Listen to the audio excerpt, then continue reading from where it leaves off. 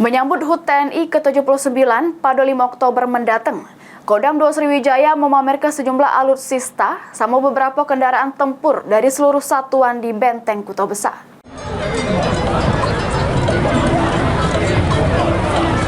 Ida pecah biasanya, kawasan wisata Kota Palembang yaitu Benteng Kuta Besar mendadak ramai dikunjungi warga khususnya pelajar. Hal ini dikarenakan BKB jadi tempat lokasi Sriwijaya Fair yang dilakukan oleh Kodam 2 Sriwijaya.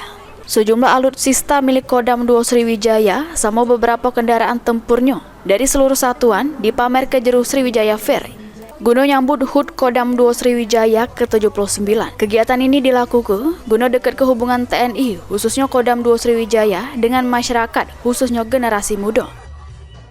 Sehingga diharapkan generasi muda agak tertarik untuk jadi TNI.